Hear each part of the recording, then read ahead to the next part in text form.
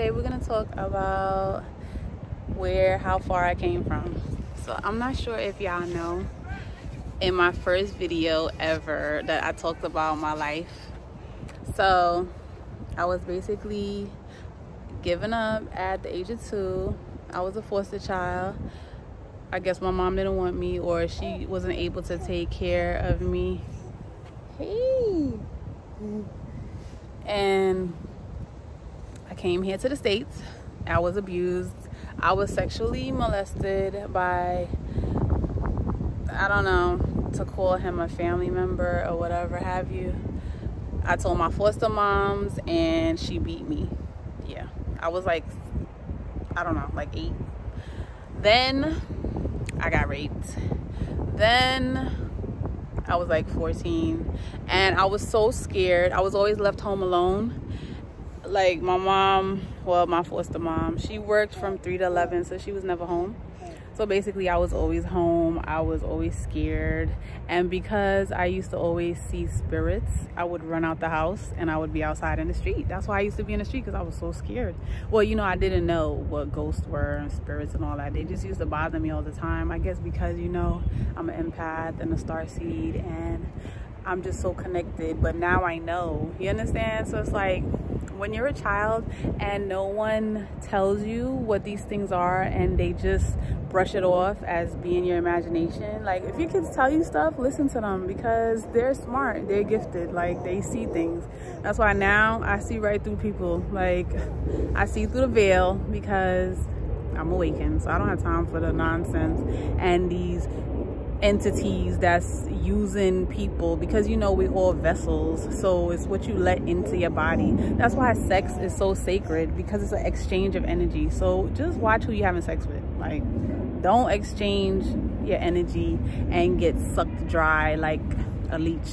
But anyway, let's talk about me. So I never told no one who had raped me, and it was these guys in Vanderveer, like where I lived at, like this guy Mikey, and I never told anybody, and now I'm saying it. So it's like I feel like I just have to like get it off my chest. So it's like this Guyanese boy, he was like really tall and skinny, and he's a DJ, I believe now, and people actually like, I don't know, like him, but he's a rapist, so I don't care.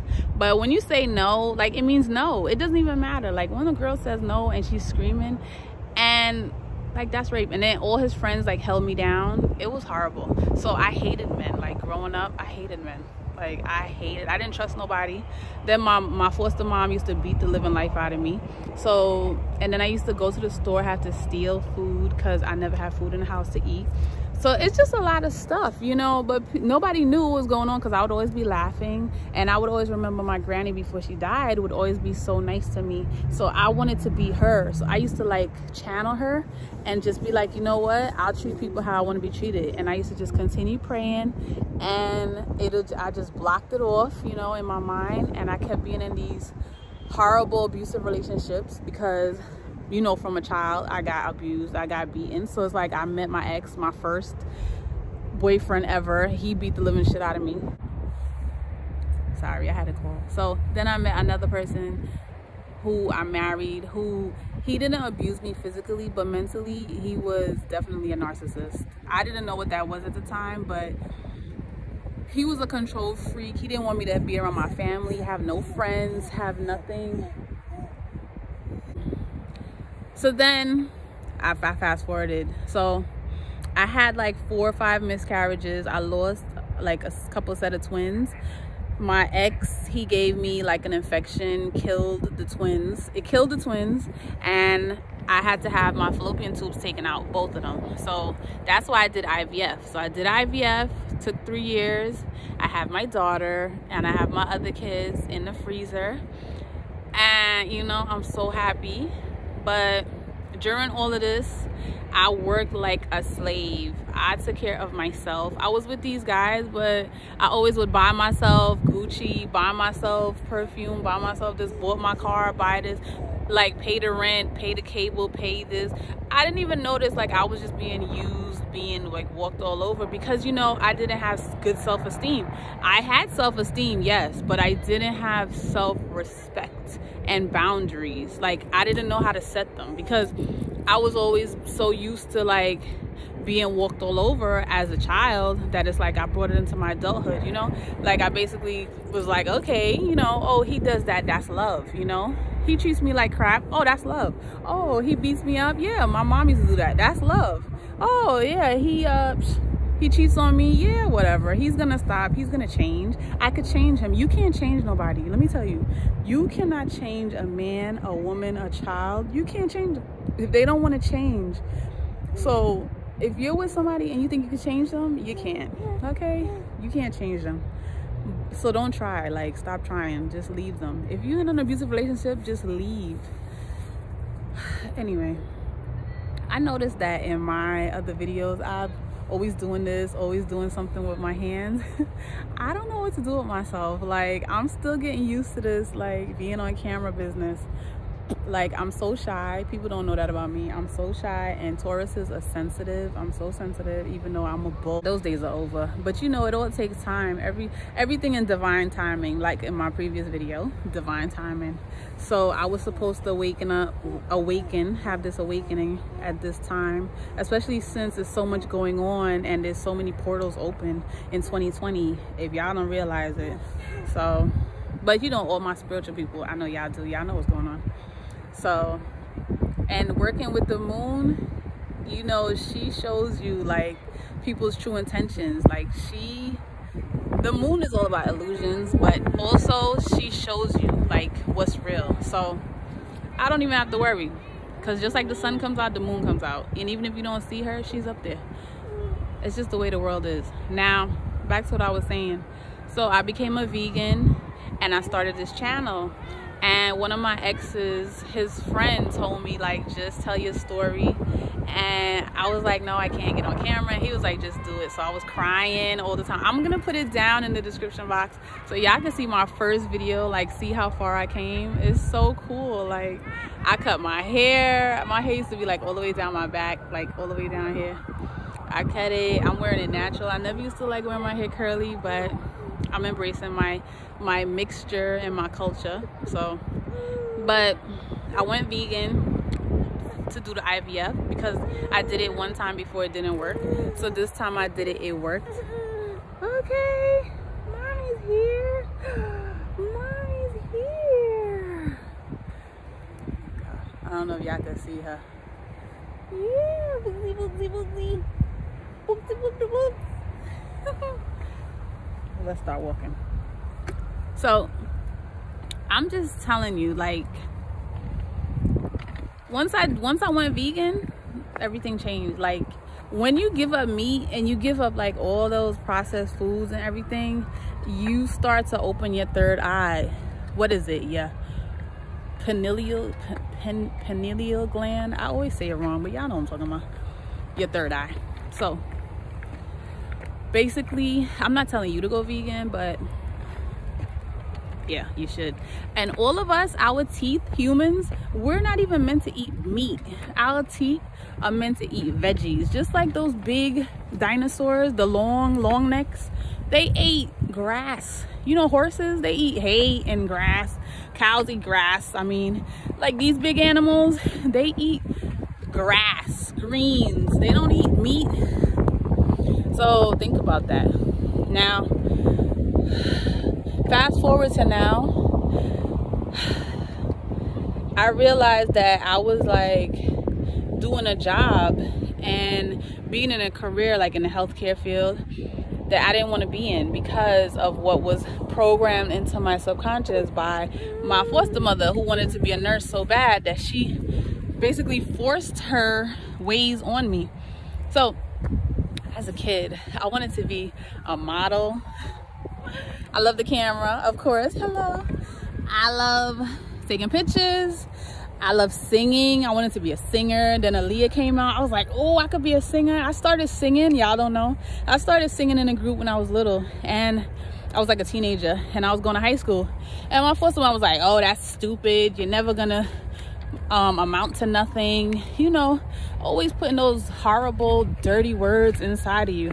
And you know, after a while, somebody keeps telling you you're nothing, you start to believe it. But I know I'm something, so she could kick rocks barefoot. But anyway, enough about that. I forgive her though, because she didn't know how to be a mother. So I don't hold no grudges, because that's not gonna get you nowhere. But you also have to think about, like, is what you doing. So when you don't do something that you don't like